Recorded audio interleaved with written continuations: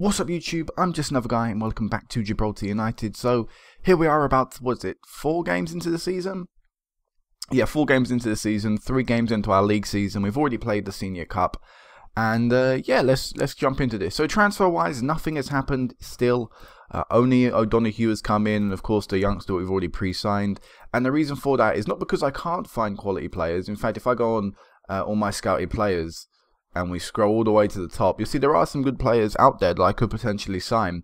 It's just that whether I can actually, or whether I will be able to actually get them in time. And by in time, I mean, you know, this guy's 22. If I were to sign him in January, is he going to be good enough to last a, say, 2-year, 3-year contract that he'll last for? I don't know if that's true. So I'm having to look for relatively young people who I feel have the potential to grow into the team, into good players. This guy, not this guy, sorry, not Charles. There is a left midfielder, not Donnelly. It's not you either. There is a left midfielder that I have been looking at and I've been focusing on quite a bit. But I'm not too sure if I'll be able to, again, if I'm going to be getting him. It's not Jesus. I can't actually see him right now. He may actually be below this. But yeah, I am looking at a few people, not 2 people, but quite a few people, and putting them under serious consideration. It's just that we are currently still sort of gaining our scouting knowledge.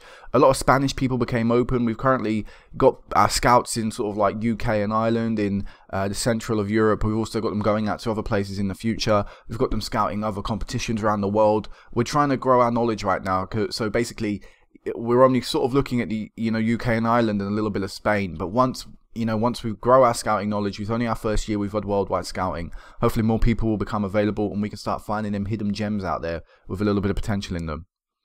With the club itself, boardroom, I noticed this previously. I was trying to look to improve maybe my junior coaching or things like that.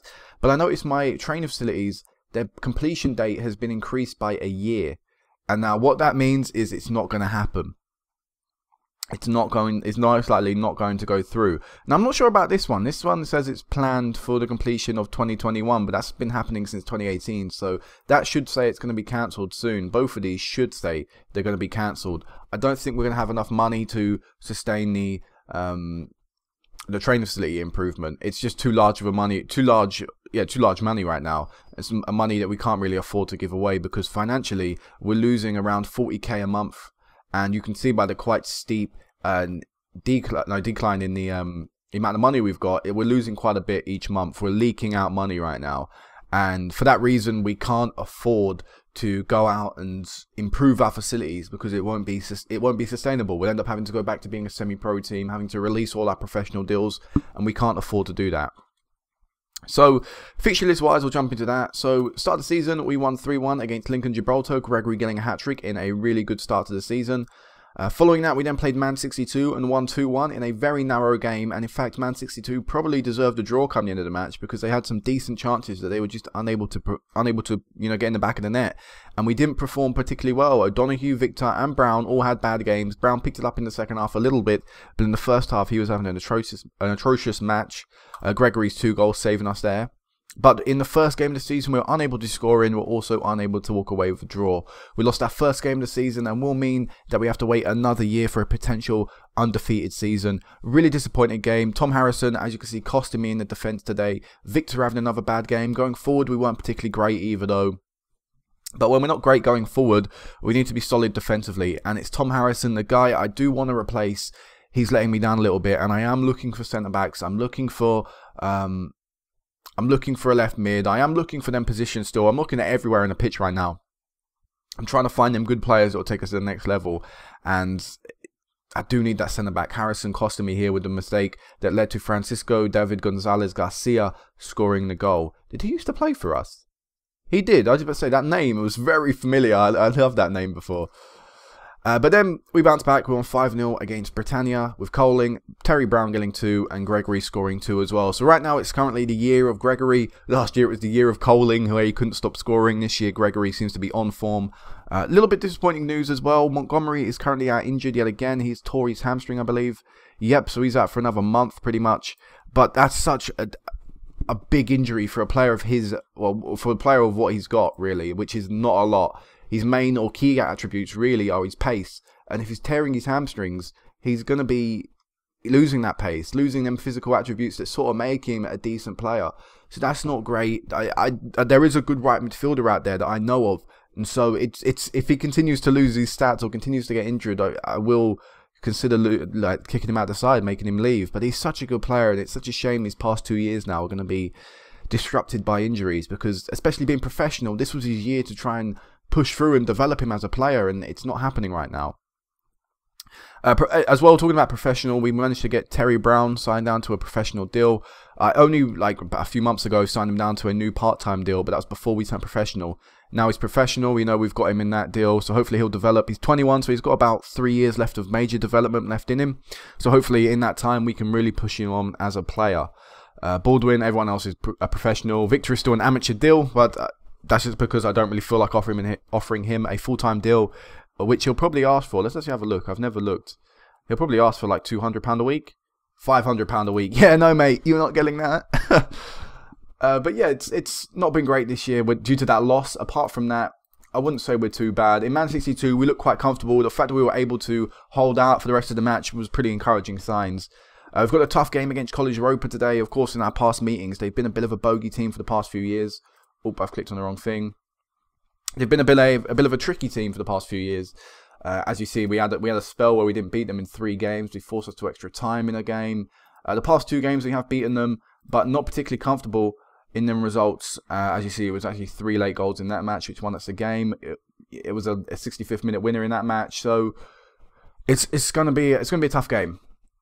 Before we go into the live comment, I quickly want to go through my under 21s, which has been absolutely atrocious. Since I last saw you, I think it was after the Moldova match. We lost 6-0 to England, 5-0 to Ukraine. We lost 3-2 to Liechtenstein, but we had to come back from 3-0 down, which is why in the end we were unable to win. We gave ourselves a massive mountain to climb, and we somehow lost 11-0 to Albania. 11-0. And the only real reason I can think of that is because the youth players are not good enough. The players that I'm able to pick from are not good enough. There are decent youth around there, because the Gibraltar national team currently has 1, 2, 3, 4, 5, 6, 7, 8 potential players that could play for me in their starting, or in their squad, not in their starting squad, but in their squad. So that limits my selection, but there just aren't enough good players around right now to fill my squad, the under 21, the senior squad, and the under 19 squad. Now the under 19s, they don't actually do too badly from what I remember in the past. Yeah, see, they don't lose heavily to any team. They actually do quite well. Look, they've beaten Andorra, Faroe Island, Belarus in 2019. This year they've drawn to Armenia. They've only lost narrowly to Liechtenstein, to Bulgaria. You know, some decent results there. I don't know whether it's my tactic which is causing us to lose quite heavily, I should say. In the for the under 21s, it's something I think I need to look at now, because I do think the tactic's hindering the squad a little. But it's just, yeah, it's just really confusing how we're losing like 11-0 to Albania when really we shouldn't. Anyways, going to this game, we play College Europa, who are currently top of the table. I didn't actually show you the table, but yeah, they are top of the table currently, undefeated. The only undefeated, or one of the 2 teams actually to currently be undefeated. We do need to beat them if we want to go top of the table. They currently have a point advantage over us, so obviously we want to prevent that. So let's run through this team. So Coling in goal, Lopez, O'Donoghue, Harrison and Smith in the centre defence, Victor and Dorate right mid, left mid, centre mid are Baldwin and Terry Brown. Terry Brown, we changed his role up a little bit. He's no longer advanced playmaker support, he's now advanced playmaker attack. We changed up the mentality a little bit as well. We're now an attacking mentality. I also want to put that to fluid. Just sort of putting a little bit more urgency into the game. We also play with a higher tempo and do shorter passing. Just to sort of see what I can do with the team with that mentality. The 5-0 victory, sorry, against Britannia was when I introduced it, so obviously it looked like it worked. But it'll be good to see how we do against a better opposition right now. And up front we have Callum Gregory and Jason Coling as always. The bench is Whitbread, Balestro, Burgess, Norton Rumbo, Joe West, Barcelo, and Brian Smith. This youngster as well, the young centre-back who's currently on the bench, who's keeping out Jose Luis Enrique. He's actually played 2 games so far, and they're all substitute appearances, not actually long enough to actually count as an average rating. But not done too badly, you know, whenever he's been on the pitch, I don't think we've conceded, so that's at least something. And also Joe West has played a little bit as well, actually got a goal, I think, in the Cup.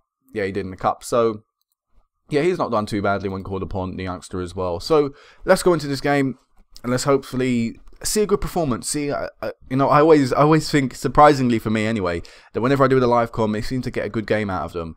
Apart from, of course, in the Champions League second qualifying phase. But we do sort of need a good result here today, especially after that early defeat, which, of course, is really annoying for me anyway. Why is he the only one who can do the tactical advice? I don't know. But there we go.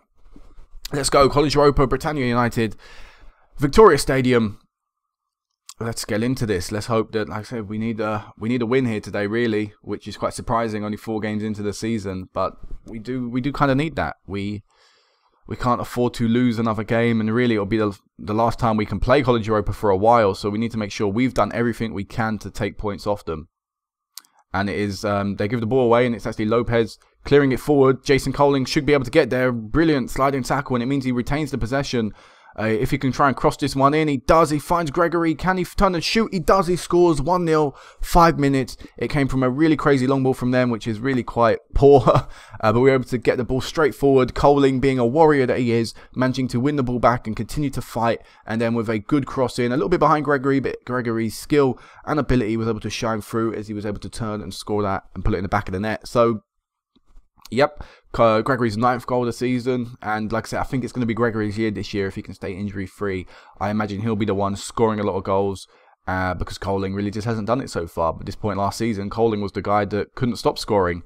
Speaking of that, he scores there after just 8 minutes now. We're 2-0 up, and hopefully this attacking change that I've made to the tactic will pay off, as defensively we're not particularly great, but we've always been able to score goals, and now with the attacking mentality, hopefully will cause teams to really have to worry about us defensively, you know, or, you know, worry about their defense and worry about our attack. Let's see what we can do here, because this could be completely ballsed up with the ball in our own half. Let's see what Dale Coling can do with it. He's wandered right out of his box. I don't really like that, but he's played it short, which is good. I like O'Donoghue's boots there, the blue, really nice. But here's Duarte down that left-hand side. He's whipped this one in and he scored from the cross. 11 minutes or 12 minutes into the game, and we have managed to get a 3-0 lead. And that's definitely not a half chance or a click opportunity. I hate seeing goals like that go in from the match engine. It's complete and utter bollocks. But still, it's a way to get us a goal, I guess. But I know I don't like seeing it even for or against us. Oh, Coling should have been able to save that, as Clark is able to give College Europa a goal and sort of a way back into it. I would like to see a better camera angle. I don't know what Coling's doing with his positioning, but he does get like an arm to it or something, Dale Coling, and should arguably do more. I don't know what he's doing at the start of the corner. You know, his positioning's like behind a few bodies. Really, you don't want that if you're going to be coming out to gather it. But we should go in half-time, 3-1, that's fine. Apparently Coling's had a sensational first half. Wouldn't particularly call it sensational, but he's had a pretty good one. But it's now about seeing what we can do in this second half, because with that 3-1 lead, complacency could set in, could creep into the players' minds. Meaning College Europa scored from a corner, they could easily do it again. It's just pretty much seeing out this game now. Let's change actually to a control mentality. As they've given the ball away, and this could be a really good counter-attack from us. If he can see Victor making a run on the right, he can't. And actually, we've given the ball away, and it was an unlucky sliding tackle from Brown. But what a brilliant last-ditch challenge. I think that was Clark. Isn't Clark number 6? Or was that Harrison? Let me click on him. The corner doesn't go in. Who was 6? No, yeah, 6 is Matthew Smith with a brilliant challenge there to block the shot.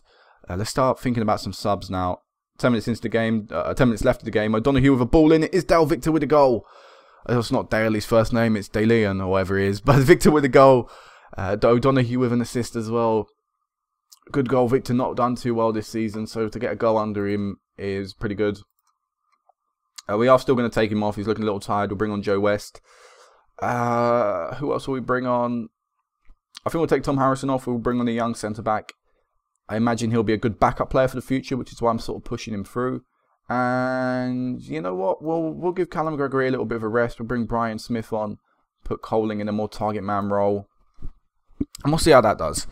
We'll see how this goes. You know, giving some youngsters a go for the last 10 minutes, 20 minutes of the match is never going to do any harm if you're 4-1 up, really. I mean, it could cost you a goal, especially when I change the centre back, but it shouldn't do anything too damaging. As Coling with the ball in, actually get a penalty in the last minute of the game. It's a little harsh. Apparently, he's handled it. And he's going to get sent off as well. You know, good for the referee to still give them decisions in real life. Of course, they don't actually do that. quite more often than not, you don't see refs on a 4-1 game sending people off in the last minute, you know, the last few seconds. But it gives us a chance, I think, Coling to actually get his hat-trick. I think he should step up and take this. If it wants to continue on. Actually, no, it's Victor Lopez. And bang, he scored. I'm actually really surprised there. Wait, Coling's not on a hat-trick, is he? I'm wrong to say that, aren't I? Yeah, I think I am. That's wrong, but either way, Victor Lopez manages to get a goal. He is our penalty taker still. He's been penalty taker, I think, for most of these years. Keeper went the right way, but unable to get close to it. But that will wrap off the game in a weird sort of turn of events, really, the last minute. You know, sending off penalty. It's made it a little bit more comfortable for us, but either way, 5-1 victory, beating the team above us in the league table, which is, in the end, the most important thing. You know, we're now top of the table, 9 points out of a possible 12, and let's hope that we can try and keep this run going, try and continue to win a lot of games. So, the next time I'll meet you back, I don't really know when that will be. It'll probably be sometime around here. It sort of depends on how much I get to play the game in a way. The reason I'm doing this sort of now is because it's quite late on Sunday, and I need to record, render, and upload this to get you a double upload today. So, apologies, I would have done a mid-season update, but it would have taken too long. You wouldn't get the video until like 11 o'clock at night. So, either way, guys, next time I'll meet back some point halfway through the season, 3/4 way through the season, hopefully after the January transfer window, and we can get a few people in. Until then, peace out.